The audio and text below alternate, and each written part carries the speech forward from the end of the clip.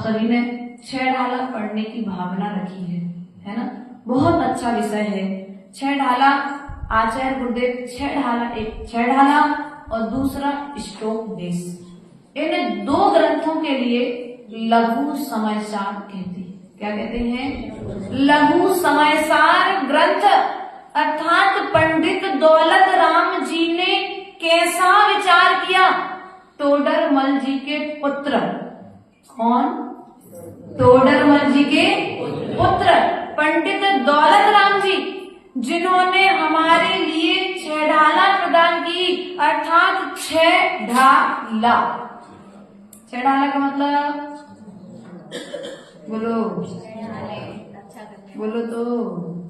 ढाला युद्ध में कभी लड़ने गए? माता जी चतुर्थ काल में होते तो तलवार उठानी पड़ती, पंचम काल में तो मौका ही नहीं पड़ा छह ढाला का, ढाल उठाने का। अर्थात जो हमारे लिए ढाल, जब योद्धा युद्ध में लड़ने के लिए जाता है तो ढाल और अपनी तलवार साथ में लेकर के जाता है। तलवार को, ढाल को एक हाथ में लेता और एक हाथ में तलवार लेता है, और जब सामने से वाला वार करता है तो ढाल को आगे लगा देता है और अपनी रक्षा, अर्थात जो दुखों से हमारी रक्षा करे, अर्थात जो हमारे लिए पापों से रक्षा करे, ऐसे ग्रंथ का नाम है छह ढाला। हमें चतुर्गति के दुखों से बचाए। बहुत अच्छा विषय आपने रखा, क्योंकि अपन ने चतुर्गति के दुखों से बचने के लिए तो चातुर्मास कराया है। किसके लिए कराया चातुर्मास? चतुर्गति के दुखों से बचने के लिए। और दुखों को जब जानेंगे तब तो बचेंगे, और जब तक दुखों को जानेंगे नहीं, दुखों को समझेंगे नहीं, तब तक हम उनका त्याग भी कैसे करेंगे? क्योंकि ज्ञान पूर्वक यदि त्याग करोगे तो वह त्याग टूटेगा नहीं, छूटेगा नहीं। लेकिन अज्ञानता पूर्वक यदि त्याग करोगे तो वह त्याग कुछ समय में छूट जाएगा। इसलिए पहले हमें उसकी महिमा आनी चाहिए, उसके पश्चात में फिर अगला कार्य उसकी ओर अभिमुख होकर के हमें कार्य करना है। अर्थात छह ढाला में छह प्रकार की लयों में छह प्रकार के छंद। कितने प्रकार के छंद? छह प्रकार के छंदों में रची जाने वाली छह प्रकार के छंदों में जो रची गई है वह छह ढाला है। पंडित दौलत राम जी इसके लेखक हैं। इसके पश्चात में प्रथम काव्य के माध्यम से पंडित दौलत राम जी ने, आज से प्रारंभ कर ले पहला काव्य। तीन भुवन में सार, बीते राग विज्ञान का, शिव स्वरूप से विकार, नमो त्रियोग समान के। अर्थात तीन भुवन में सार। तीन भुवन कौन कौन से हैं? ऊर्ध्वलोक, मध्यलोक और अधोलोक। कौन सा लोक है? अधोलोक। अपने साहित्यिक भाषा में ऊर्ध्वलोक, मध्यलोक और अधोलोक। अपन कौन से लोक में रहते हैं? कौन से लोक में हो? ठीक है। उस तीन भुवन में सार, तीनों लोकों में सार। जैसे तिल का सार तेल, दूध का सार घी, उसी प्रकार से आचार्य भगवान कहते हैं आत्मा का, अपने धर्म का सार क्या है? आत्मा। अर्थात हमें धर्म का सार प्राप्त करना है, आत्मा की सिद्धि प्राप्त करना है। तीन भुवन में सार, वीत राग विज्ञान। क्या कहा है यहाँ पर? वीत राग विज्ञान का। वीत राग विज्ञान अर्थात राग और द्वेष से है। हम किससे सहज हैं? बस दो ही हमारे संसार के कारण। भैया हमारे संसार के कारण कितने हैं? कौन कौन से? राग और द्वेष। इनके पिताजी का नाम पता? अरे आपके नहीं, राग द्वेष के पिताजी का नाम है मोह। और जैसे ही मोह हटेगा तो वीतरागता प्रकट हो जाएगी, और जब वीतरागता प्रकट हो जाएगी तो क्या होगा?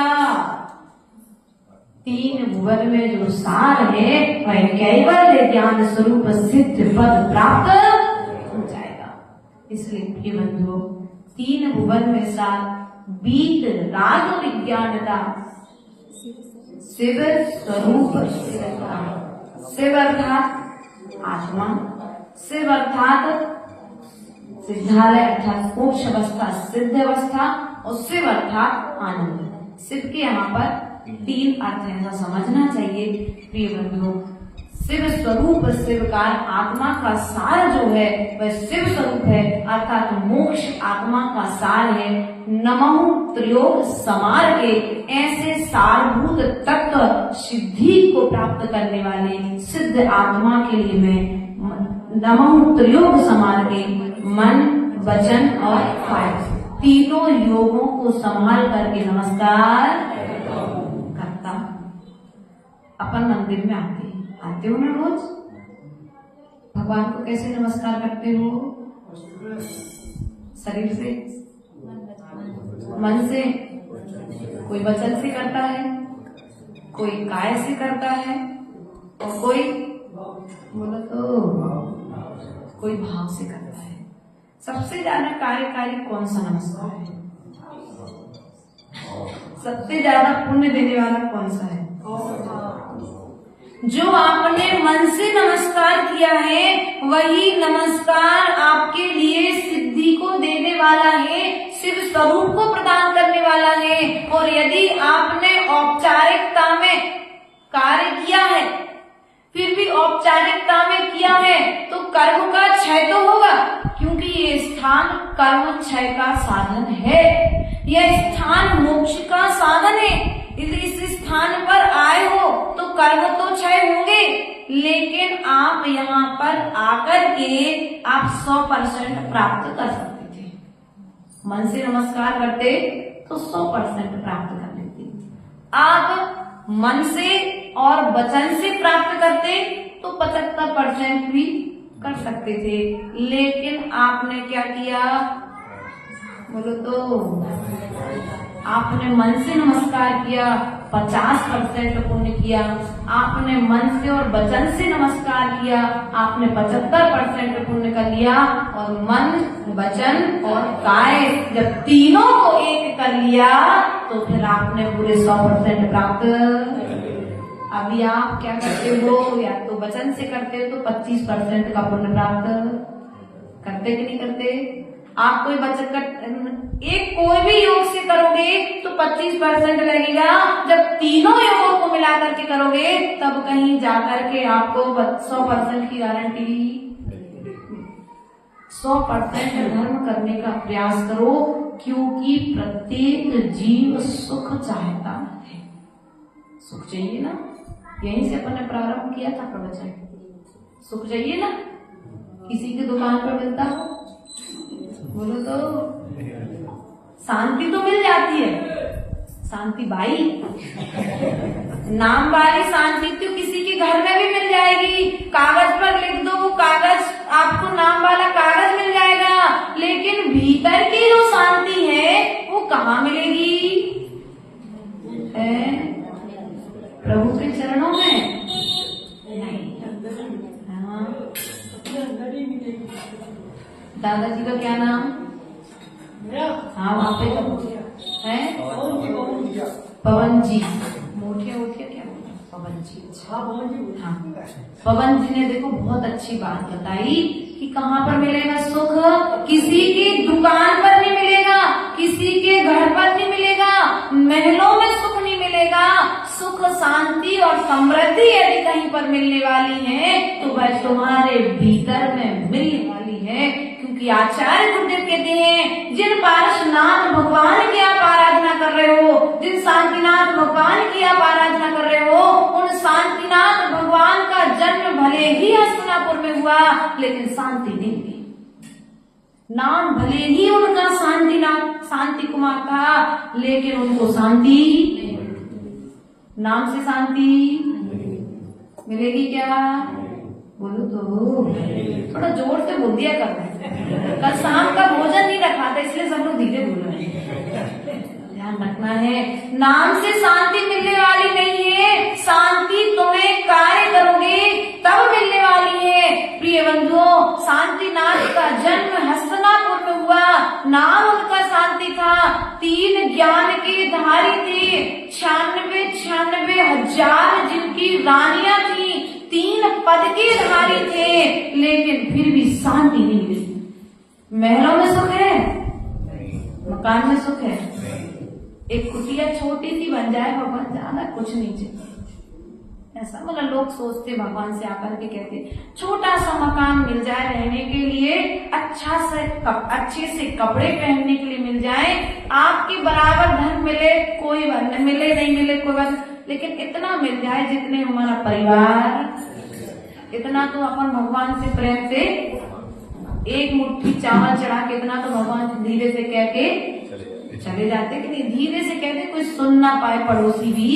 तो भगवान ने बोला कि भैया धोखे में मत रहना, तुम जिस धन में सुख मान रहे हो, जिन तुम वस्त्रों में सुख मान रहे हो, जिन भोग सामग्रियों में तुम सुख मान रहे हो, जिस मकान में तुम सुख मान रहे हो, जिस पत्नी में तुम सुख मान रहे हो, जिस पुत्र में तुम सुख मान रहे हो, उन सब में सुख नहीं था, तब जाकर के मैंने सबको छोड़ दिया है। तो भगवान फिर सुख काय में था है? कोई कहते भगवान ने पहले सब कुछ भोग लो फिर वह छोड़ भी नहीं कह देते है? नहीं भैया, उनकी व्यवस्था ही उस प्रकार की थी, नियोग ही वैसा था कि जो तीर्थंकर होते हैं वे बाल ब्रह्मचारी नहीं होते, तीर्थंकर बाल ब्रह्मचारी नहीं होते हैं, है ना, लेकिन फिर भी वो नियोग ऐसा बना, काल की व्यवस्था ऐसी बनी कि 5 तीर्थंकर बाल ब्रह्मचारी हो गए। तो उन्होंने कहा भैया देखो, भले ही काल का दोष आया तो बाल ब्रह्मचारियों के लिए भी मोक्ष मार्ग खुल गया और ग्रस्त लोगों के लिए मोक्ष मार्ग खोल दिया है। तो शांति कहाँ मिली फिर? तो भगवान कहते हैं शांति कहाँ है अंदर में, क्या शांति कहाँ है अंदर में, निर्मल ज्ञान समुंदर में, डुबकी लगाओ डूबो नहीं, ध्यान लगाओ उबो नहीं। कहाँ पर शांति?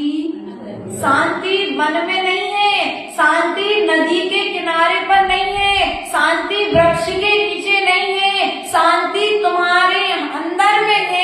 और वह अंदर में जाओगे तब तुम्हें, जब मंदिर में अंदर आओगे तो शांति नाथ मिलेंगे, और जब शांति नाथ के चरणों में बैठोगे तो शांति एक ना एक दिन निश्चित मिल जाएगी।